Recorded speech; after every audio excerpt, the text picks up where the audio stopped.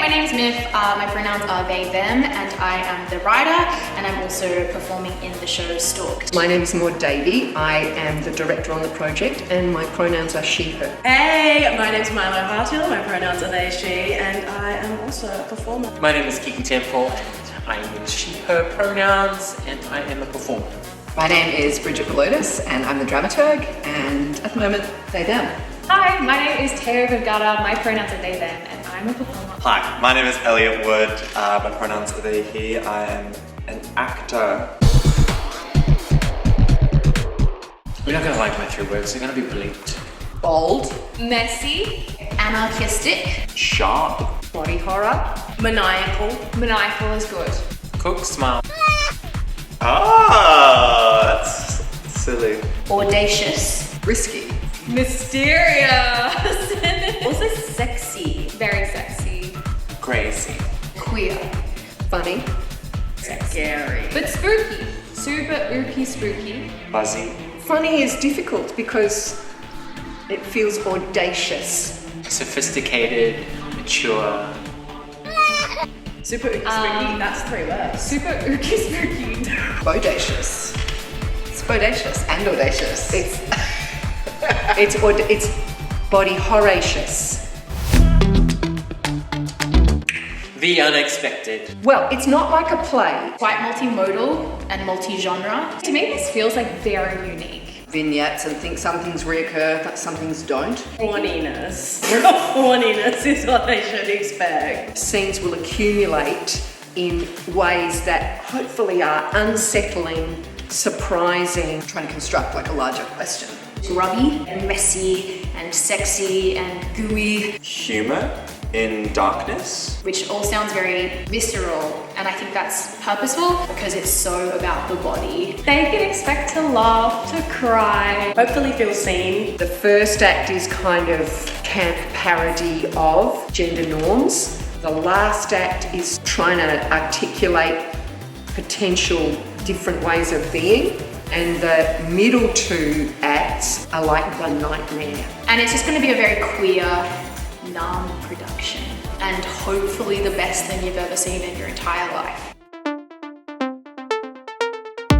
Meryl Streep. Challenges probably people in like their 20s and 30s, or even teenagers who are being streamlined into a very specific mode of life. Grandparents. I was gonna say, When you face those kind of big changes in life, you often are coming up against what is the right path or the supposed kind of normative and correct thing to do, and what is actually inside me. I think it's important for women and AFAB people to see it. be a community. Anyone with endometriosis will feel seen by this show. However, I don't just want to preach to the choir. I want random cis guys to come to my show. I'd love for people to bring their boyfriends and their dads. Yes, just to think differently for an hour or 2. If your daily thought is the Roman Empire, Come see the show. Anyone else?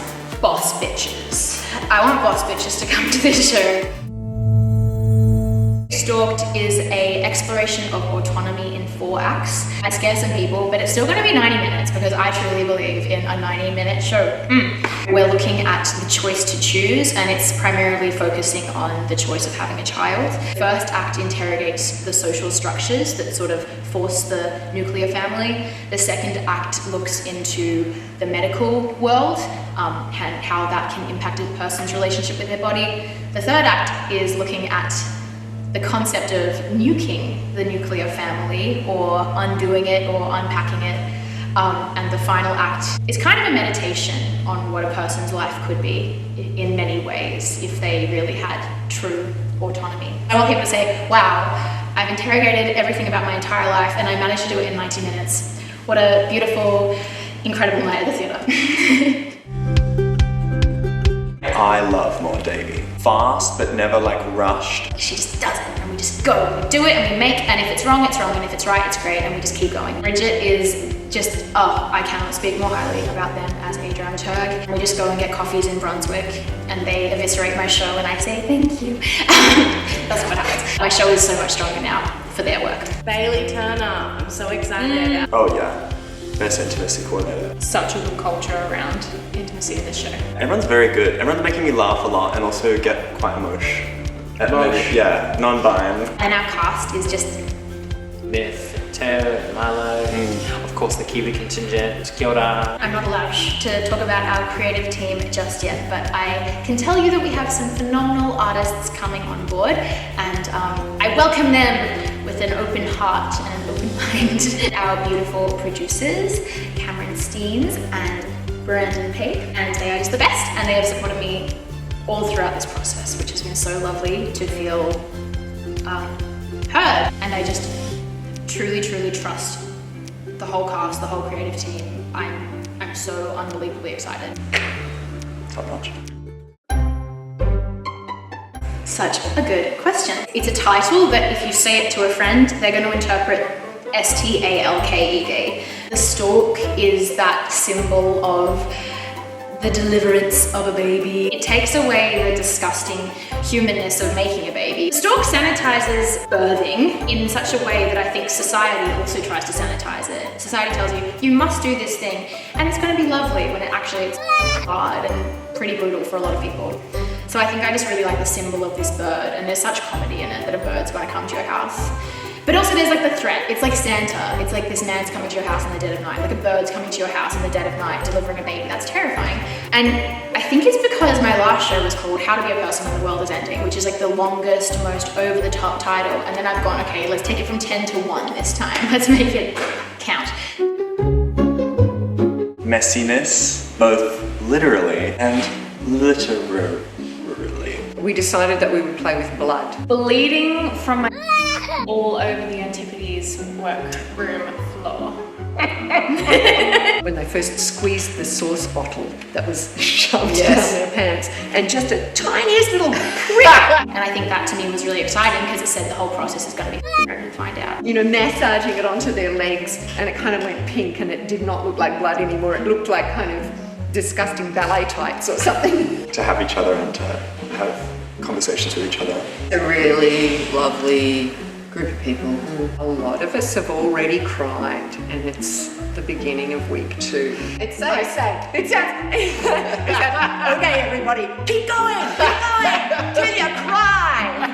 No, that's not how it works. To come into a workroom where I feel safe, which unfortunately isn't often. Being able to figure out where I, as a trans woman, fit into the story of women's bodies, body horror, of parenthood. And also, they love to have snacks here. You want Oh, to get we love the employed. snacks. You want Oh to my get gosh. employed by Antipodes. And pads in the bathrooms. Pads in the bathrooms. Have you heard of that?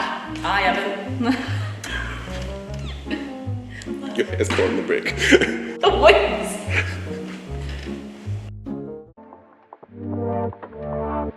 I am a genderqueer person and I live with endometriosis. Living with endometriosis is a deeply uncomfortable experience, to put it mildly. The average diagnosis takes about 7 to 10 years. I experienced a lot of medical gaslighting. The fact that I'd go to seek care for my pain and doctors would say to me, you know, like, oh, you don't want to ruin your chance to have kids. And even if I said I don't want kids, people would say like, well, you don't know that yet. And it's like, well, at what point does a person get to speak to their own body? And it made me angry that it feels like the idea of the heteronormative nuclear family is what we should all be striving for. I think the only bad thing about that structure is like the loneliness and isolation that comes with that.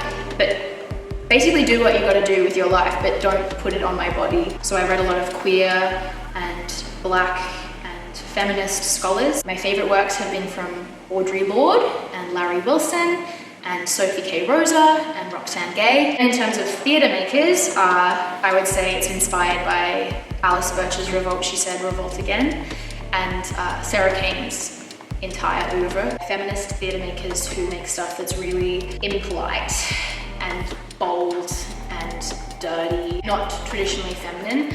And I think it's so nice to feel at a point in my career where I think I might be making that work, which, Getting naked. Being with amazing, amazing artists in a room for like 6 weeks. Full 90 minutes. It's gonna be pretty non-stop, full throttle. Just being able to put it all together. They're all really funny. They all make me laugh a lot. Blood. cracking it. Exploring and what is new with our characters, with our relationships between one another. You never quite know, because it's new, you know, it's new work. So you have no template that's been created that you can measure your progress against. You don't know until you put it all together and then you go, maybe. What came first? The chicken or the egg? I worked through poetry, stitching bits together. The show just started with one scene, born out of a consult that I went to. I applied through the wonderful activities and I was chosen to be part of the Winter Lab. It was crazy to me to have this support that made me go from having a couple of scenes to having a full show in 2 weeks. I was so lucky to also be given the chance to do the La Mama Emerging Pathways Writers. I wasn't doing that much writing, but I was doing a lot of thinking. Then Antipodes said, we love you, you're perfect in every conceivable way, we want you forever. We have the draft, let's get up a stage reading. A couple of weeks ago, we did another development, which was so fun, where we had the cast finalized. And then in a week, we begin rehearsals. We do that for a month and then we're on, which is so crazy. To leave audiences going, wow. Opposite of a decision. Going away feeling like, are they allowed to say that? Are we allowed to talk about that? Yeah. To reflect on where they're currently at. Exhilaration and energy. Whether that's with your relationship with how you're living, with how you're in community, how you're in your body. The show is pretty raw and vulnerable. I hope that allows people to open up a bit of vulnerability and conversation. I don't quite know what that was, but I really liked being there. It will be a spectacle, however you take that word. Questions they can ask themselves, questions so that they can continue their conversation. Is that my want, or is that everyone else's want on my body? A newfound perspective on what having a uterus is and what that means in terms of like a bodily function, but also as someone in this society. So I want people to be like, holy shit, that was a night at the theatre. People feel not alone. It's going to be pretty, dare I say, revolutionary. Come to the premiere production Of Stalked. Playing at Theatre Works in St Kilda. May 15th. To 24th. Tickets available at AntipodesTheatre.com.